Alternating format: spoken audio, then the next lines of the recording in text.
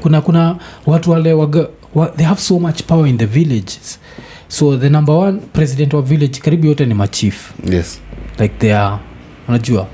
Alafu number 2 sasa inaweza sema ni teachers. Teachers have too much power.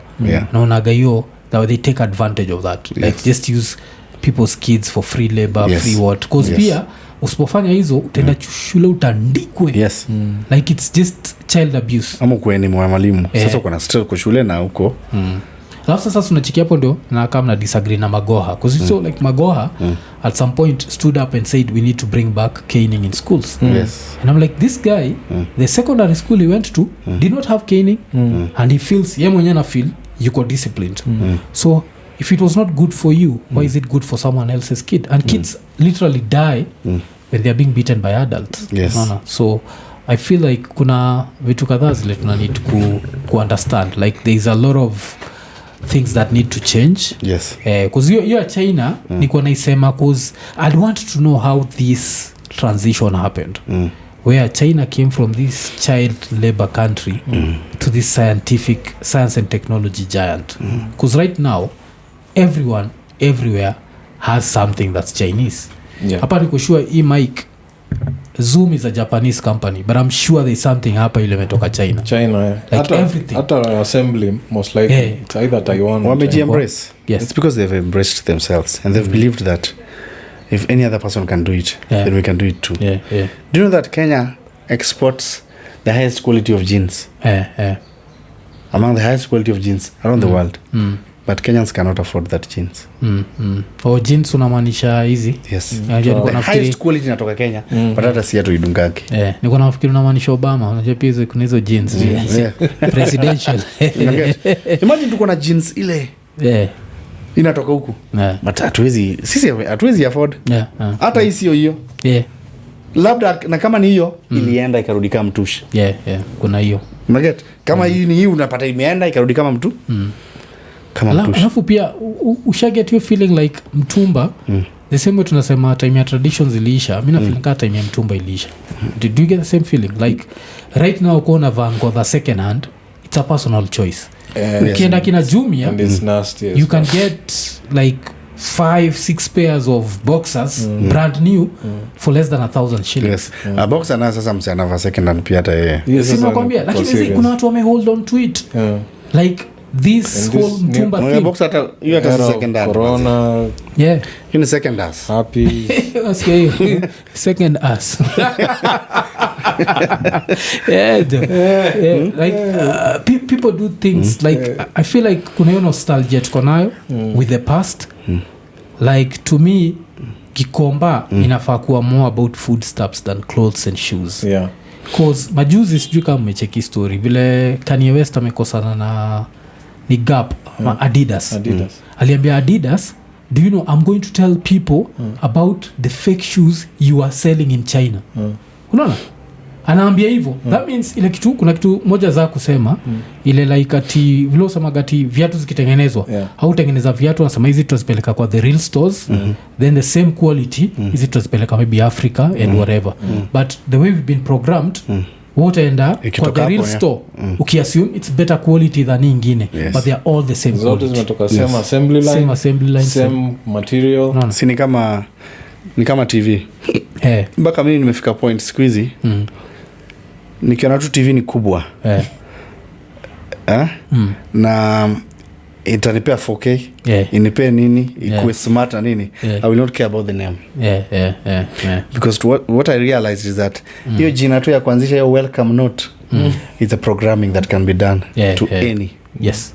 Unapata TV mingi siku hizi una believe bro mimi kama si Samsung siguzi kama sio nini siguzi the same way hata Hisense kama ni gani ya China hii ni ya China and then people have a belief that kitu kinachoka China ni fake na kila kitu toka China because kulikuwa na simu fulani ile ya chuma ilikuwa ngaya chinku watu wakaanza kujiambia ati sasa kitu yote ya China ni bro hata iPhone inaassembliwa wapi China jo unaona hata expressway jo na expressway yetu ni tamu legit mbaya wow yani TikTok ni ya China.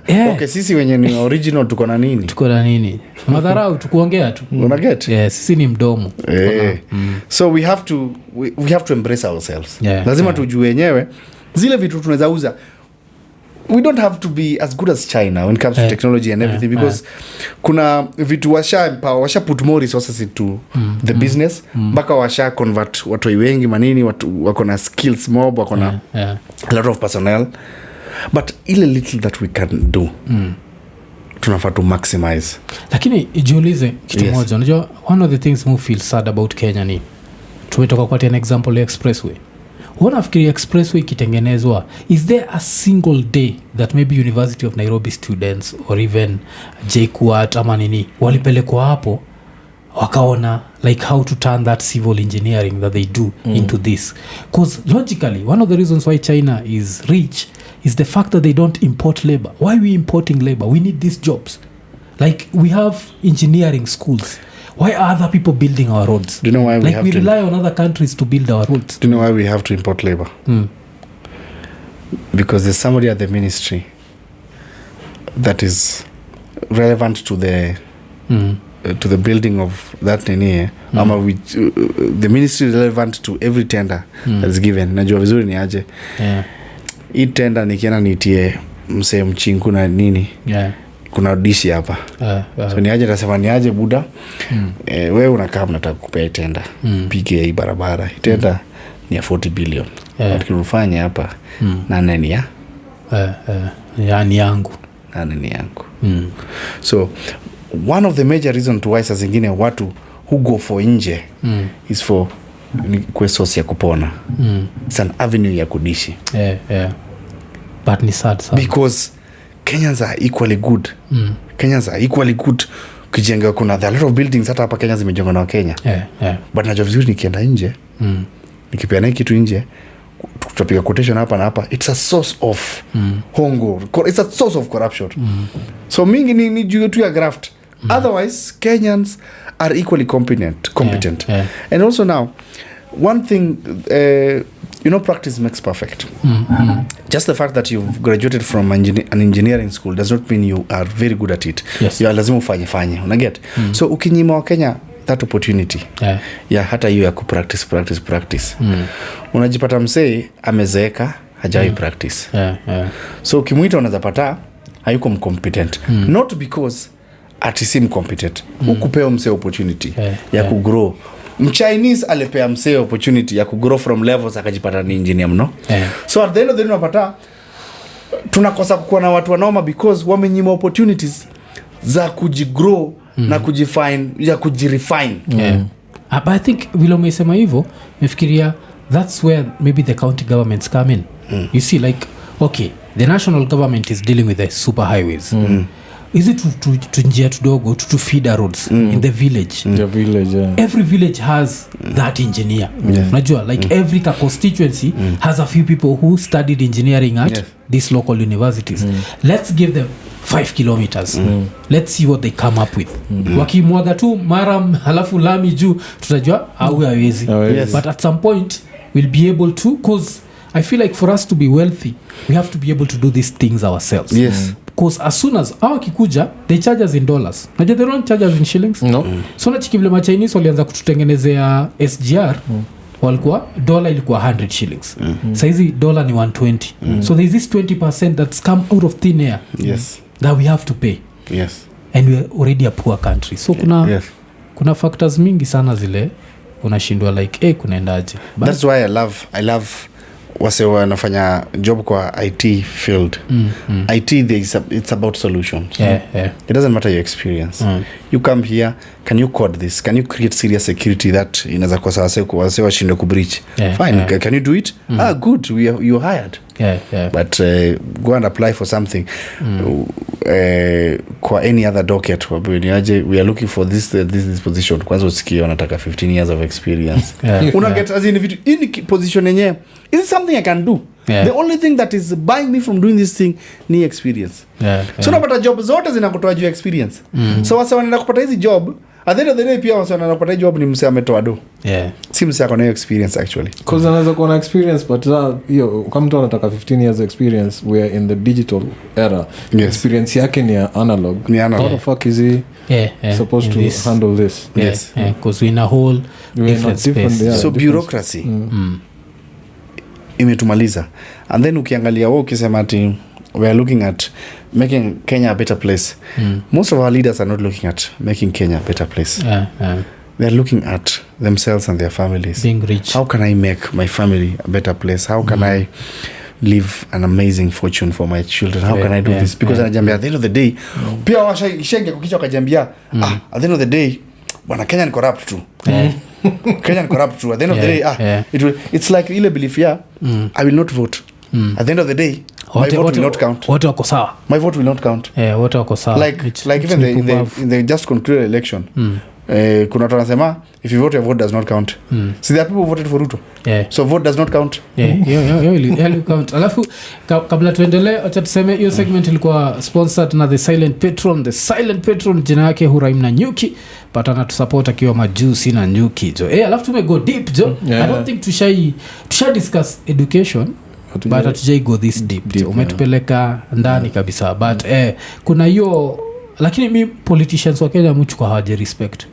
Look at it this way, if China hangs the corrupt and then the same Chinese are asking you to be corrupt, that means they know they don't think you're intelligent. Yes.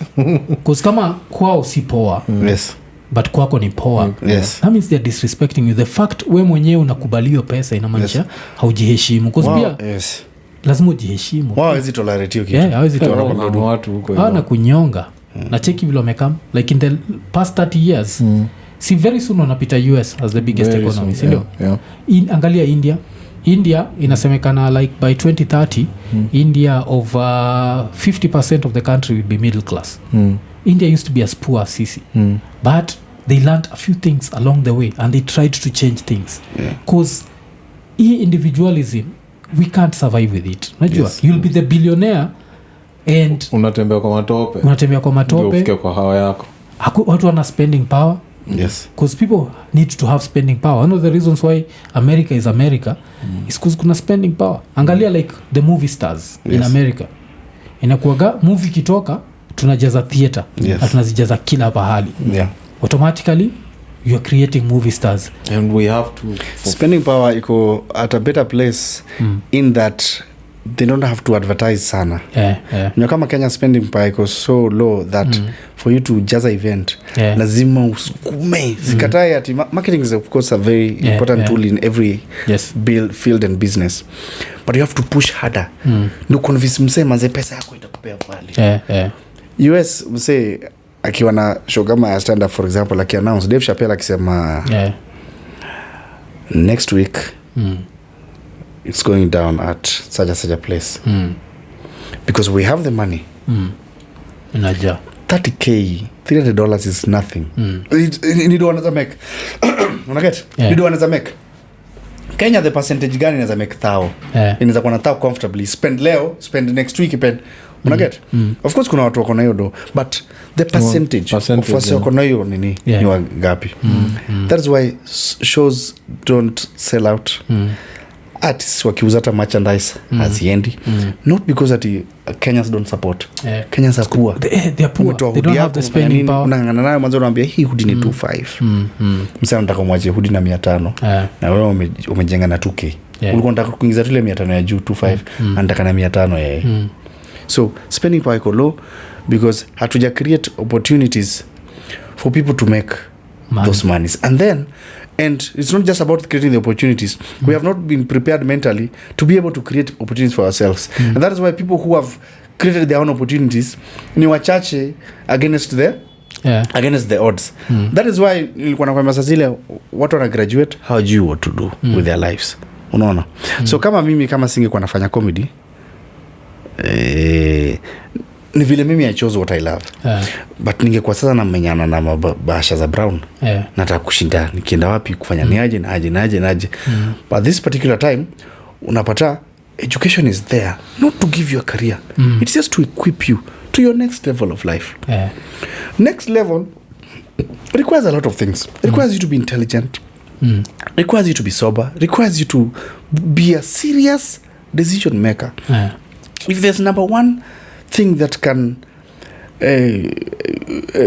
speed you up to success, is being a serious and a careful decision maker. Because kitu to let down ama utuinua ni decisions. This is a world full of decisions. Everything, even for me to be here today, it was a decision. Ulisema niaje wacha nitawaiwai hapa. For me to be here, even me as a person, I made a decision. Kasema niaje wacha niende Iko Nini. Whatever you ate today, it's a decision. Wewe kuanzisha hisho, it is a decision. So at the end of the day, this is a world that is run by decisions. So nini nikitekio ina make sense sana cause pia like the African leaders who took over the country and decided to be corrupt, that was a decision. It's a decision. Like cause unasikiaga in 1963 we are the same level as Singapore. Why Singapore now a first world and we're still third world? Poor decision. Poor decisions. Mbona msee anini, mbona msee ana drown into alcoholism?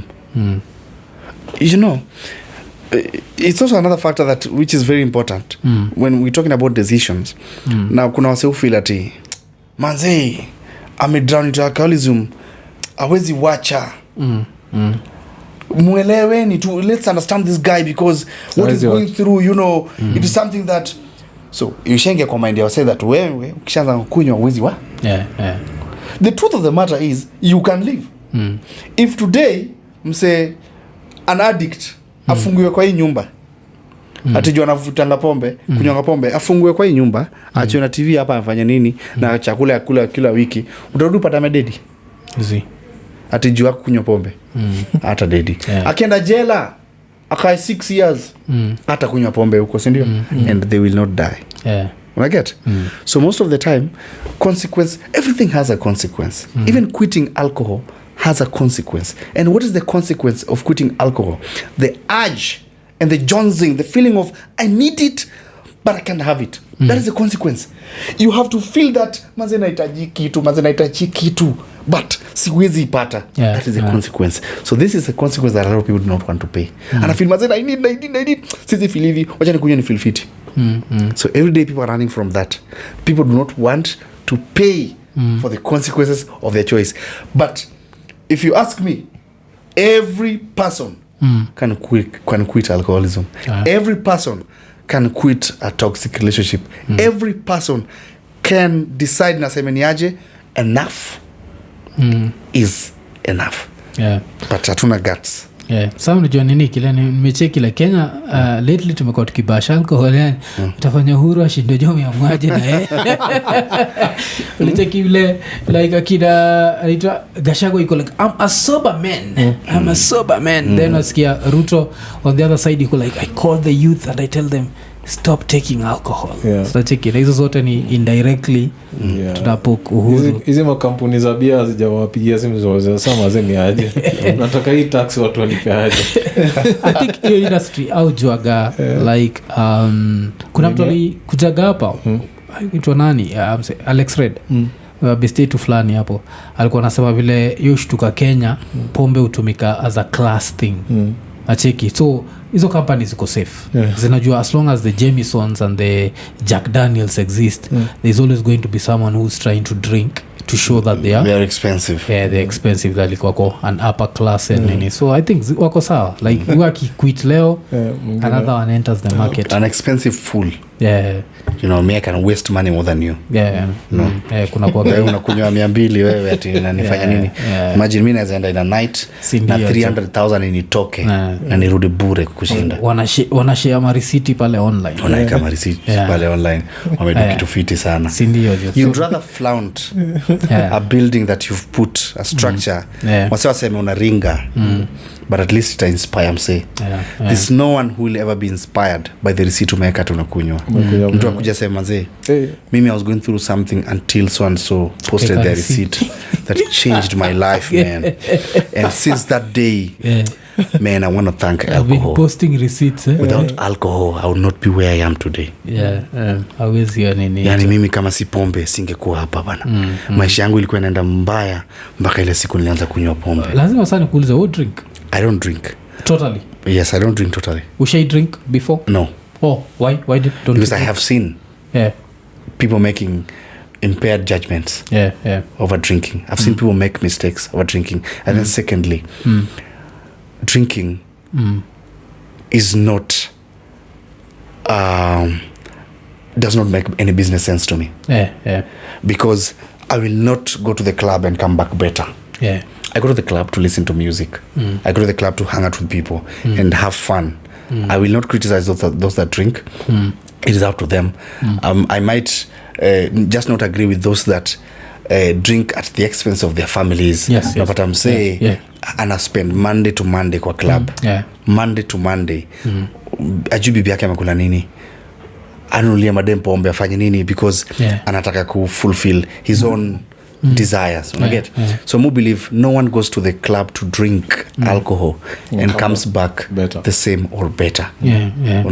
Una come back. Kuna tamu tumia niko na beshi zangu wenyewe leo msema manze nimeamka na doza zangu zenye nilikuwa nazo jana. Imagine if you don't drink you will wake up the same amount you slept with last night. I think that's like one of the nini zetu za not drinking. Like na hafu mseote kama una drink usichukue ati tunakupreachia hii ni iko nini, fanya kile unataka kufanya. Si tushakwambia hata ukitaka kushoot cocaine maisha ni yako. Na hata kuna mseo drink atakuja hapa kusponsor show ata sponsor unacheki.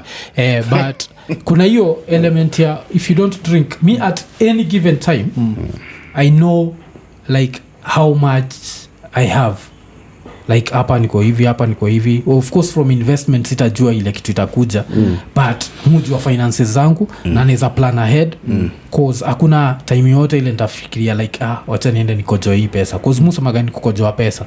And if you can afford it sawa, lakini if you are doing it to fit in, cause kuna say who drink not cause they can afford it but cause they want to fit in, cause since mabeste wako hang out every Friday wanakunywa wanataka kwenda ku hang out. But it's the same thing we are talking about traditions. How do you think clubs came up? According to me, clubs came up because at some point people could not listen to music at home. Saizi kuna akina Jumia where you can order that drink in the house. Why are you first of all going to that club? Acheki alafu most probably you're going to drive back home ukiwa drunk. Ucrash udedi. First of all unaenda kwa club yenyewe then order an Uber ikufikisha home, si ndio? Kawa si hivyo unaweza kwa home alafu zile ni sherekea sijui na Jumia whatever the hell lakini wakulete kwa hao. So lazima pia evolve with time. It's not just about traditions but also even lifestyles. Like you have to evolve with time. Don't be the person, because I think our grandmothers went to clubs, si ndio? Like during that time there were clubs existed, si ndio? So we can't do the same things that they did. Lazima to evolve kidogo. Of course clubs are needed still. But believe kwa Instagram yangu hapo ama Facebook, if I follow you, you have to be very useful to me. So if I follow you and Monday una post pombe, Tuesday una post pombe, Wednesday una post pombe, unatoka kwenye shase vile as in naishi fiti. I'm naishi fiti na kunywa pombe daily, naishi poa. Then when you do that, the next thing I unfollow you because na feel ni kama hakuna kitu na benefit kwako. Alafu pia kitu moja watu wasisahau ni kuna watu post pombe, especially the celebrities, they are getting paid. Unajua bro, kuna hiyo tofauti. Hata mimi wasa wanalipwa. Hata mimi endorsement wakileta nita endorse because it's not for me. Just because I don't eat chicken does not mean restaurant yangu isiuzwe kuku. Nitauza kuku kwa restaurant yangu watu wakule because I'm not the target audience. Because niniki kuja kwangu ni wa endorse it because I have an audience that they want to reach. It's not me. I'm not the target audience. So I will endorse an alcohol for those that want to drink. But hata pombe yenyewe imeandikwa drink responsibly. Yes. As long as it does not affect your life. Like you can afford it, your family is good. And but kama hauwezi afford, because hiyo ndo gashida. Alafu pia vile susemanga history of addiction.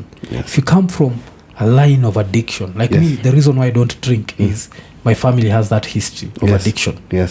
So I was like nikitry kufikiria kunini, because mwambie watu nikifikiria side ya Buddha alikuwa addicted, brother yake yule anamfuata alikuwa addicted, alafu nikienda kwa side ya mother kuna uncle yangu fulani anaitwa Morris, mwingine alikuwa anaitwa Kach, mwingine anaitwa Uta, all these addicted like they full time they are drunk.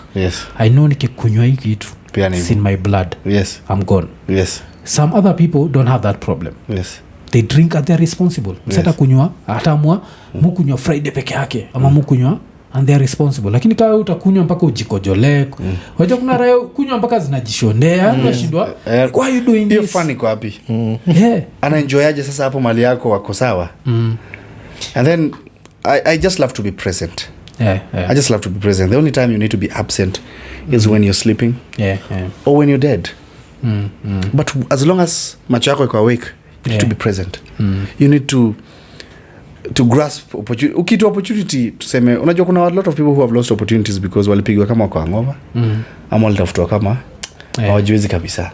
Should they have been just sober, wange land serious opportunities, but iliwapata kama wako street yenye hawajiwezi kabisa. Wacha kujiwezi over factors that huwezi avoid kama disease, natural factors, but isikuwe factors yenye zimeletwa na choice. Alafu atuache kuitreat kama that class thing, something to be proud.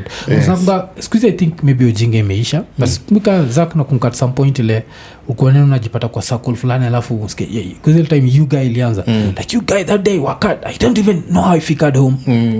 Like jivlo lifika home buda like unacheki like that should raise a flag, not already. Something to be proud of, like they still are proud of. Still are. Kuna hizo vitu zile unafaa kwa zile za lakini vile tumesema si atu judge, susema ngata kama cocaine na kufurahisha buda kila nyani furahia hiyo kitu jo but yote unajifanya ngati sasa unajiambia sasa ni class. Msemshapa na kuona vile wewe ni mjinga. Yani kwa wase wa nini wanashanga, yani ujamange jua how foolish he is, he or she is. I've seen people and this is the most stupidest thing I have ever seen. We're in a club and then someone want to show people kona pesa, akona a lot of money than the rest of us. So what he does is that he orders for the most expensive drinks, not even drinks. He orders for like 12 of them. And they know what they do? Wanamwaga chini wakinawa nazo. So I'm like, why would you pay 400,000 bill kwa kitu umenawa nayo? I mean it's like kuchukua tu ni kama tu kuidrodo and then uchome. But hiyo kitu pia inaleta, kuna clip fulani imekuwa ikigo round apparently ni mjaka, but according to me si mjaka, that accent does not sound right. Msichana drive kwa expressway alafu anasema serikali hii tabaki sijui ya wajaluo peke yake sijui weka mafuta ikue 530 and I remember nilikuwa nasema I have a problem with that because this portrayal of Luos as these people who don't respect money is not a good thing because if you're not financially like kuwa kama msaperi jivleo sema gati wakikuyu ati kabla nini lazima afikirie tusiportray tunafanya wakidi wafikirie that's cool like wasting money is cool. Like you're spending 530 ati ni charge 530 for fuel. Why? Me I want free fuel. Ati 500 ni ya fuel, 30 ni ya kutoa. 30 ni ya kutoa. Unacheki alafu ama like I felt it before. Do you like the fact that Luos are portrayed as these people who don't respect money?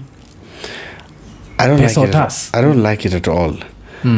And we've also let it into us. Maka kuna wakati unajipata umeconform into the pressure that I have to do it so that people don't say that I'm not Luo. Because if you do something you'll be like, are you really Luo? You mean you did that? Wewe ni mjaka kweli, wewe ni mjaka kweli wewe. Kuzata kitu umesema sindishaona kamjaka fulani kakinawa sijui na Glenfiddich. Ushaona? Like amera Glenfiddich na okera niko like what this is bullshit. So my question is, huyu jamaa angeenda kununua pombe alafu hiyo kwa maji anawe nayo, could there have been a difference? Angejua sasa but angetrend. So it's stupid. Angekewa tu bila kujua na isiliwe fiti na kwetu kala visanga na watu bila kujua. Angenawa bila kujua. This guy just ali throw to do. Unaget ali throw to do. Kuna ile do yenyewe I don't have a problem with people spending their money the way they want it. I don't have a problem at all. But it should come with a bit of responsibility. I want to see some sense in spend it, enjoy. Mimi, I'm one person who does not go less on himself for himself or on himself.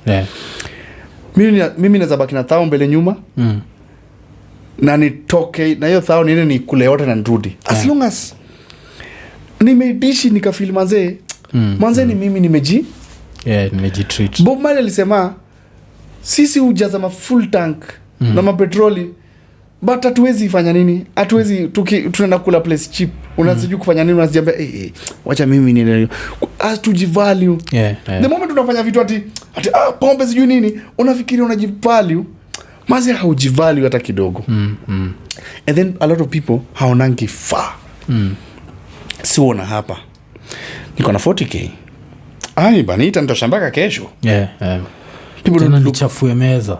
Yes, and hii kitu iko mpaka kwa art industry. That is why a lot of sensational artists who die faster than wale wenye wameka kwa game for a while. Kuna vitu ma dynamics wame understand rule ya game. Wasana wamekuja tu juzi tuseme hit kama leo yenda naimbwa leo yenda naimbwa anajembe basi nimefika. Anasahau anajipata kwa anajiambia ana feel ana think hii glory itakuanga hivi. Kumbe hiyo glory inaanza kwa tu hivyo wewe mwenyewe ukiwakia. But uwezi kuwa na hiyo glory if you're taking from it. You have to invest back in your art to get that glory. Alafu talking of that, I feel like this newer generation is actually a little bit more responsible than the previous, because like when you think about how many dead careers of celebrities, like let's look at very huge artists, especially ukiangalia TZ, because TZ had this big artist. Akamse kuko na baiskeli alafu kuna mse Violet Matonya like they came even TID Ray C, like they just crashed kabisa. And you feel like when you look at akina like if you stick with TZ tuangalia Nandi, you feel like Nandi is she's a businesswoman. Like you're like she's focused, she's what, which pia I think the fact that we have those lessons tunafaa kuwa less prone than now. Unaona, like they made all those mistakes, you saw them come from here to here, so at least jaribu ama kuzoe. I think uko more active kwa ground, ama kwa ground vitu ni different kwa ground. Like artists right now, are they more responsible than kitambo? Because me I feel like they are a little bit more responsible, more business oriented. I don't think so. But I think it's relative. The responsible ones are still unajua responsibility does not come with time or season. It comes with individual. So even in your circle, not everyone is going to have the same mindset as you. Okay? Not every person is going to have the same mindset as you. I say we're responsible. Ukigo back utapata ni wale tu watu wa kitambo. Ukirudi back utapata ni nani ako na nyumba amefanya nini? Ni nameless. Ule. Nani ako na keja nini? Ni jua kali ako nayo. Ukirudi kwa sensational asai. Ndio utapata hata sasa wengi. And one of the reason to why naweza kuambia wasai wanaumia sana. It's because right now glory na come so fast. You only need one viral video on TikTok and everyone is singing you everywhere. Sema sasa unakuja kwa sababu ya why? And every one of us is singing. Okay? In fact, I'm not, and this has nothing to do with Ben Lines. He's doing his thing. He knows when he started it. Akapata grace yake. Gora na grace yake. Let him enjoy the grace. But let him understand that ukitaka kwa game, there are things lazima udu. Naget? The same thing that ulifanya 2018 is not the same thing utafanya kwa 2019. Kumake better. Kitu ili kufanya kwa hit 2020 is not what you need to do in 2022 to sustain you. You happen level lazima uko unafanya kitu ya at that particular time. Uhappen at a radio, because radio tukibonga Joe boy wetu atakatika na mimi lakini lazima nimtaje Mbusi. Mbusi vile ali blow up. Unajua vile kiasi according to me alidharau watu walimsaidia kufika the level he alifika but ali blow up na hakuna mbr na chiki hakuna mbr in 2015 was the shit like 7 years later you can't tell me that shit buda nyamaza niambie kitu so it's not just comedy it's like everything as an artist you have to be able to like reinvent yourself and lazima uweze kuadapt into like different situations angalia wasanii kama wa US wenye wamekuwa able kubaki mpaka leo Chris Brown I'll give you an example with Chris Brown and Jason Derulo and Sean Paul. Sean Paul is Jamaican but amedu poa sana for himself in the US and in the parts of the world. Unajua kisha America pia inakuwa ni hivyo. Chris Brown 2010 in 29 kurudi hapo alikuanga akimba I need you boo, I wanna see you boo, and their heart soul nafanya sijui nini unaona fanya nini furahisha na nini na get should he have continued doing the same angebaki hapo angekuwa naitana but alifika place aka evolve kuna kitu akapata kuna beat fulani Africa inaitwa amapiano kuna kitu tamu akakuja kelea kitu hapo akagundua hii generation saa hii kuna vitu za nini sio mapenzi sana plus at the end of the day pia mimi because what people buy is people buy authenticity the real you so wezi kuona tu imbia mambo ya love na wewe unakaa mse fulani masculine ama mse unaget lazima tuonyeshe if you are vulnerable be that vulnerable at that particular time Chris Brown was that person hata kwa life yake hizo vile kuna go through alikuwa na drama za mapenzi na nini so it's not the same shit so sasa yako level nyingine so hiyo level lazima kuwe Diamond alikuwa msewa kama mtoto akinilia mwambie kesho nitarejea he did good songs for himself he did it akafika level fulani yenyewe angebaki hapo kwa kama mtoto akinilia angekuwa bro so sasa hii tu hata si lazima afanye kitu sasa kwambie tu Dangote babalao Simba babalao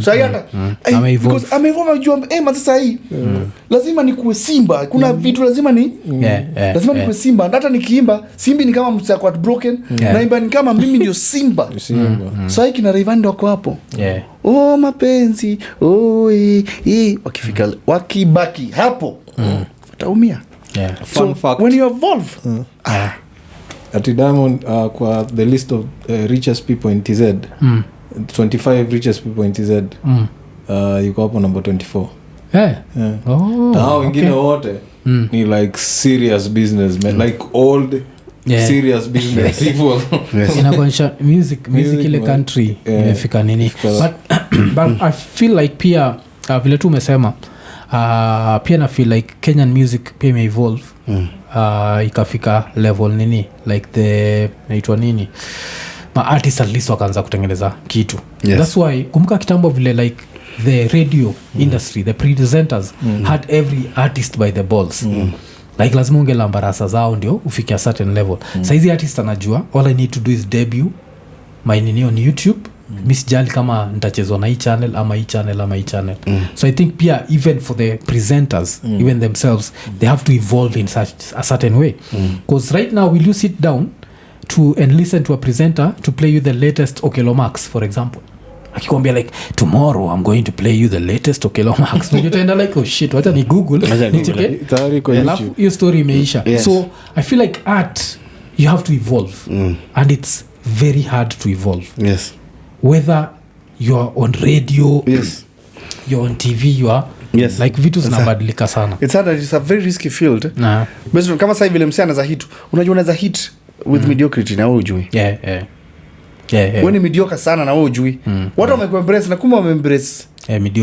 mediocrity so sasa zingine hatujuangi unapata kuna ngoma unaweza kuwa umeandika for example sasa unajua TikTok covers fulani watu wafanye hiyo kitu inakuwa hit unapata ni ngoma jinga sana but kuna part fulani ulifanya kitu serious kwa hiyo ngoma just a small segment and then na make big so you are big virtually verbally but kikweli in terms of the work that you have put how belong hapo mahali uko So the thing is unajipata umeruka step fulani bila kudo vitu fulani kwa foundation. Umeanza kujenga first floor bila kufanya proper foundation huku chi. Huku first floor already. Maze I'm big. In the real sense when you're upcoming. Kiukweli kweli when you're upcoming ni vile tu umehit. But in the real sense you are an upcoming but you do not know. Just because umehit uko viral does not mean wewe ni established. Kuna tu kitu yako yenye imework at that particular time. So do not jump the steps now. Kama ulikuwa ati hii mwaka nilikuwa nitoa ngoma 50 alafu moja hit sasa unasema nishakuwa bigi sasa wacha naanza kutoa moja paia. So nakumbusha kitu kingine Zaka alisema vile uko nasema yule mse wa you wanna play with the big boys. You want to bamba. Zaka alikuwa anasema sijui mse yosema gatu hiyo alikuja Kenya kuperform and that's all he had. Lakini pia inaonyesha Kenya pia tuna mediocrity mingi. Like unaletaje mtu to a country and you've only had one song. It wasn't his song. Ilikuwa ni ngoma ya mtu yale remix akaeka tu hiyo part. You want to bamba. Alafu tukamleta. Sisi pia tunakuwa na upumbavu. Tukamleta. Lazima tunakuwa na upumbavu in many aspects. Aspect number 1. We give people things easily. We give out things that people should fight for and work hard for. What wanna get so easily. Mse leo ameenda kaambia mse town. Kuna msanii amekuwa kitafuta interview maisha yake yote hajaget. Kuna msanii anatafuta tu manzi airplay apewe kitu akona kitu kali hajaipata opportunity. Alafu na mzee leo anakusema ndakufinya. Alafu sasa kwa interview tunamu interview. Najua. So ulisema utakufinya ulijuaje hiyo kitu itakuwa viral? So najua. Hiyo news ilikupata wapi? Mama yako anasema nini kuhusu hiyo nitakufinya? Cause I don't want to give this example but I have to give this example. But on the day tuna do interview like the previous time ama the previous night kuna demo interviewer and a claim to fame ni kuita Rigathi Rigiji. And this girl was actually went to a show and had a 30-minute conversation. So I'm trying to understand, like, I didn't watch the conversation, but I want to know, like, you call someone Rigiji, that's enough to get you a TV interview. Yes. A TV interview? Is this where we've reached? Where vile tu umesema nitakufinya TV interview, nimetokea na Githeri TV interview. Nimetry kuinvent kitu ya science but haijawaka. Fuck you, hatutaki story yako. Uja trendisha nini wewe? Wewe trend sahi. Wacha huyu. Hautaonwa. Hiyo itaenda, hiyo yako itaenda. Si ndio? Kama huyu kijana alitengenezaga ile windmill ya Malawi. Do you even know his name? You have to tell me this mainstream media za Kenya haziwezi tuma mtu Malawi to talk to this kid. And county governments, hakuna county government za mleta. If he could do it with like mama bati zimera nini ame collect haezi kama hapa na afundisha watu na tukue na stima in more places. But tunataka kuinterview mtu jia and I respect the girl, like this has nothing to do with the girl. Nothing to do with it. Yes. Like you did something. Yes. Congrats to you. But a TV interview, I actually want to go and watch the interview because I want to know kama walianza okay so ukitumia R let's discuss the R first. Then let's discuss I then double G because where is this interview going? Yes. So kuna hizo alafu media ikitwa Githeri media they're like no we are not Githeri media because kuna ukileta kwa interview on a TV for example I think majorly inafai kuwe majorly bigger aspect. Of course TV is an entertainment base na iko na business na but you're supposed to at least inspire the people. People want to learn something so that they become like you. Sindio? Yes. So ulienda mahali ukafinya ukasema utanifinya. Ukaenda interview. So mimi as a viewer I am supposed to be inspired that one day statement yangu itago viral. Si ndio? Ni kama drama, ni kama video. Sina cheki. And what wanafaa learn from such. And by the way, as an artist out there, musician, poet, ata regardless of the field, kitu yako yote ikiwa go viral, lazima ujiite mkutano. Ujiulize kunaenda. Ujiulize. What is the substance that imego viral? And now that nimego viral, is there any kitu nilikuwa nimeruka mahali nikafika that I need to go back and rebuild. Yes.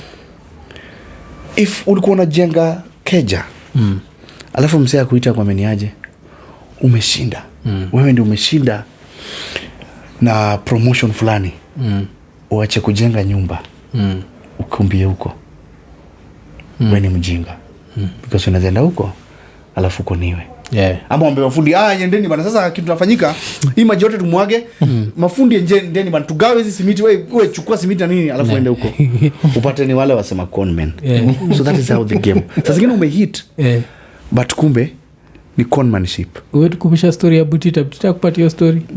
Kuna mode wao alidanganya ameshinda 100,000 akanunulia kila mtu mkate shule. Alafu inaota ni conman. Ameenda kukoniwa hapa. So industry uko na wase. Ina picking himself at random. So lazima ujue sawa industry nataka kunikon. But naweza tumia conmanship kujijenga.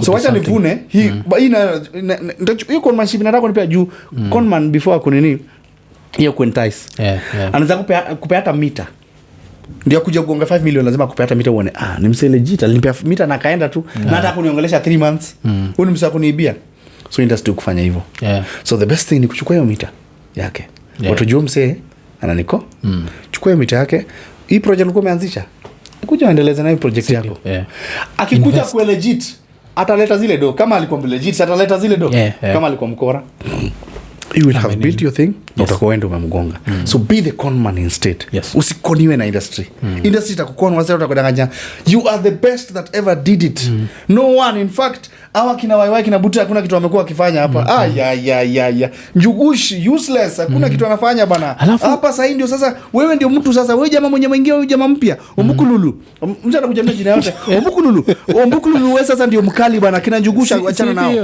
alafu Kenya umeget your feeling like we have that habit of lying to people and then dropping them so hard. Like we lied to Githeri man. Githeri man right now is a nobody. Sindio? We lied to Uhuru Kenyatta's lookalike. Unakumbuka? Yes. Makamera zote. Akajamba anafaishi fiti juu anafanana na Uhuru. Sindio? Tukalai to nani tena hata nimesa. Yaani tumedanganya watu wengi. Watu nitakufinya. Tunakabla tuliwadanganya mpaka kwa celebrity for like one day. Like we need to stop this. Like the Kenyan media even for their mental health the Kenyan media needs to stop that like even I feel like right now I'll have to go back to her but nichekiata kwa bio amejichange na the story of nicknames because of one nickname acheki now there'll be a pressure unaweza vile Kenya ya mediocre unaweza pata politician kama mpigia nipatie nickname alafu ampatie nickname siwaka politician sikulipi then she starts doubting herself the same thing hata Atuli amekuwa ngati ni msewa maquotes manini kusema kitu inaenda mpaka akaikeka kwa mind akaanza ku create zingine deliberately zoe unakumbuka kuna siku alikuja akasema Allah sasa imekuisha sasa ni usiseme ilienda wapi alitoa hiyo Allah sasa imeisha kwa hivyo azini deliberate sasa ni usiseme sasa najiuliza usiseme haina hata roots azini haina base haina nini so some of these things azingine zi work juu ziko na ka direction iko organic you can never know as much as I told you said but zingine uka organic kama ile reaction yake Allah nini ilikuwa kali sana iko match na some organic hata ile yake ya Brussels leo niko Brussels nation iko very organic utaona nikiruka hapa na ndege sienda zoea hii sauti so walikamna hii election wakajaribu ku recreate Githeri man wamekuja na towels sijui nini kufanya sijui nini ndio waonekane halafu ule msewa nini ndakavuma ningani umevuma sina swali ile sina nini mimi alikuwa jibuaje aliulizwa ngo uko na maoni mimi sina maoni imagine unda amevuna na msali kuja baka na tawel kwa line dia shine si ndio je dia trend lakini unajowezi musema ni vile tuko na jemo hapa niko nasema hawezi blame watu because you know the media has been so mediocre that they think maybe this is my chance hata mewacha nijaribu nacheki lakini pia umpumbavu wa media akichukua hii video ya Githeri hako anafikiri pia itafika hiyo level because as much as pia tuna blame the media we also have to blame ourselves because sisi ndio pia tumefanyaga media ikafeel like I'll just going to feed you bullshit alafu utafurahi kwa like alitokea na Githeri Githeri like hii nchi jote tunakuaga na saogi like so unaweza explain yamse wamajua aje like why is he famous it's because he showed up with a paper bag full of beans and maize and was eating. Yes. That's a news article. Alafu news article inapita through stages. Unajua kuna editor, kuna nani, kuna nani. And these are very well paid people. Yeah. Shindo like hapo ndio tumefika. There's a time when getting those spots zilikuwa so difficult man. Hata manzi hata uhongane hata uko na yani hata it was so difficult. Sasa ni uamke tu sasa like right now if I want to trend I know what I do. What I'll do and trend. As in I know exactly. As in najua sasa tu nikitaka kutrend I know exactly what to do. I know what to go and do ni simu hivi niseme na najua in 1 hour I'm trending. You imagine. Kitu ya kipumbavu.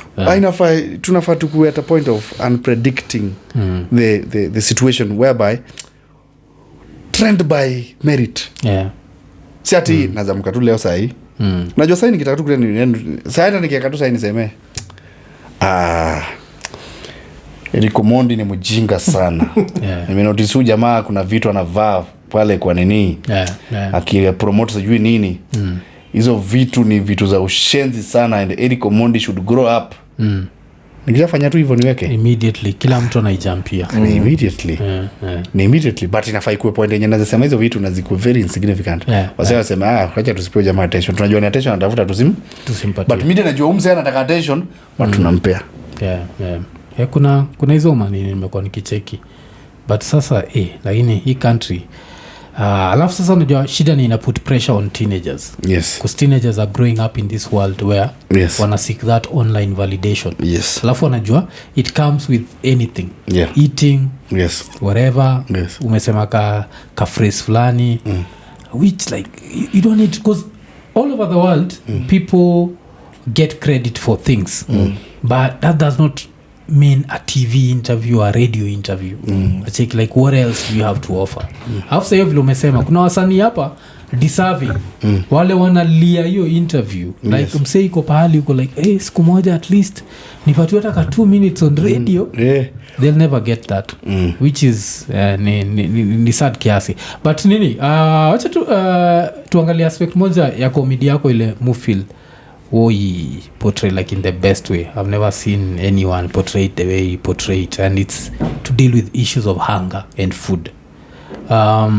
Mwonaga uko na jokes mob sana juu uchoyo vile sisi ukiasi wagawa choyo ama si ufichaga chakula and experience kitu kaa hiyo cause kuna story fulani moja ama uncle zetu alitupatia ati alitembelea best yake alikuwa ametoka tu Ocha akaenda Mathare kutembelea best yake alikuwa nakula kuku kaiseti chini ya kitanda alafu juni ghetto najua hakuna dirisha enough so ameacha mlango kama imefunguka kapaka kakaingia alafu msana paka ikiingia chini ya kitanda paka imekataa paka ikaingia ndani ikatoka tuna kibwa cha kuku ikihepa alafu now this guy has to make a choice whether to react or not react and he couldn't react. Najua so muona ganini zako za dishi like ushakuwa na like an experience.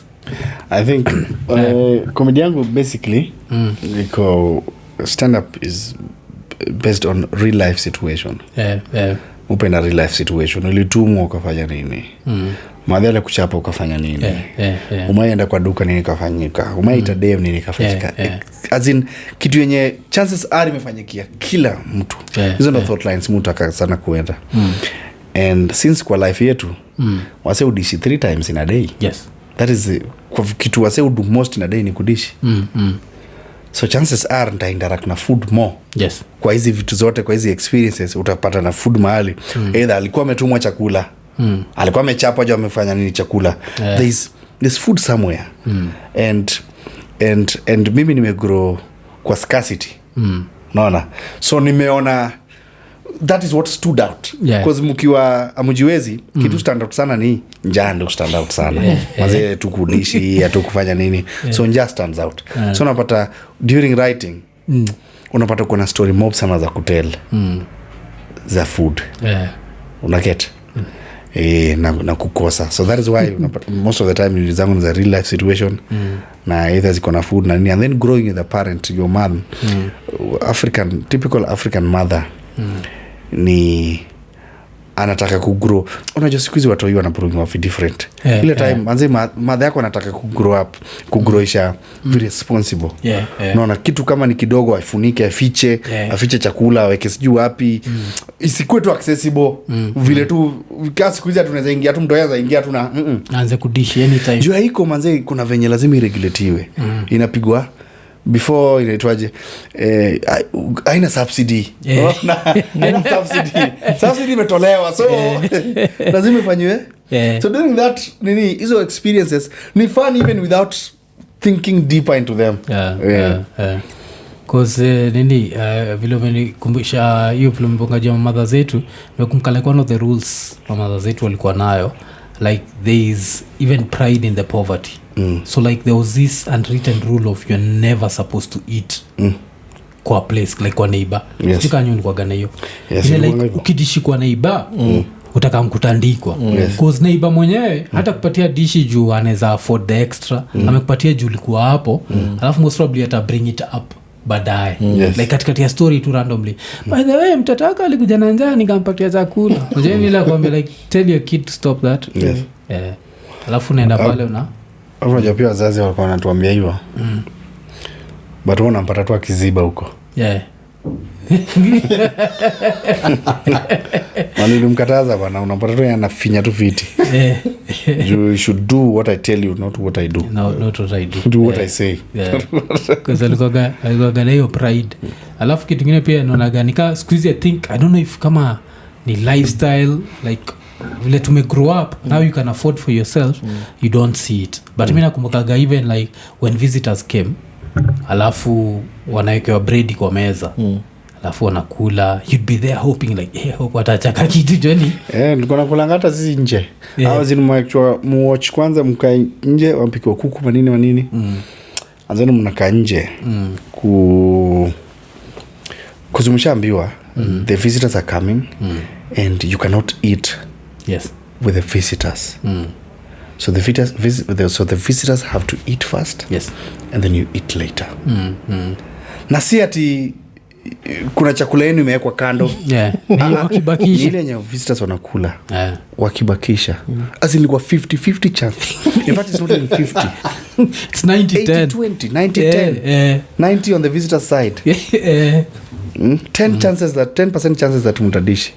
So what happens is that when the visitors were eating, you could stand next to the window to at least, because you should not be seen, so you can only put your ears to listen to their stories. And are their stories in one way depicting that they're going to leave the food? Unasikia bwana, hii sasa ndio chakula yangu bwana, hii sasa ndio yangu sasa, hii kuku sirudi, hii kuku sirudi bwana, hii niongeze hiyo nini bwana, nipe sahani bwana, ugali kwani hii ugali kwani nyinyi mkuli bwana, ugali ndogo hiyo mlikuwa mnapikia wanaume kweli? Unajua mtu yuko stressed bwana, kwa dirisha unasema sio ashasema hiyo ugali si ya wanaume, kwa hivyo haiko. Mudo kwa stress imekubaliza mbaya na hairudi by the way. Ukisikia tu stories hizo lakini hizo siku unasikia nani sisi hata huko mahali tumetoka bwana, wacha tuonje tu, unajua leo iko sasa. Alafu sasa mamako wageni washasema wacha tuonje, tunasikia kuleni uno betray number one. So I feel like in one way or the other our parents were to fail in that aspect. I will not sugarcoat anything. And if their parents were still doing that, you're wasting your child. Visitors, whether visitors or not, your child should be your priority. Yes. Wezi niambia mtoi wako akule ati after mgeni. You'd rather say that mtoi wako asikule mahali wageni wako because they are destructive, na hygiene wataangusha vitu, because of the distraction aspect, but not because visitors are more important. And wanafaa kule kwa vyombo fulani na sahani fulani, and then wewe ile tabaki mtawekewa kwa sahani ya plastic. So our parents thought that they were making us, but kiukweli they were degrading their own children and prioritizing mtu mwingine, a stranger. Prioritize stranger mwenye kwake amacha watoto wake kwa fiti. Una get? So I think if there's any person that is doing that, That is something I cannot allow. Even unajua mtoi ukua ule mse umemgrua kue what you nurture. Mtoi anaweza kuwa mwizi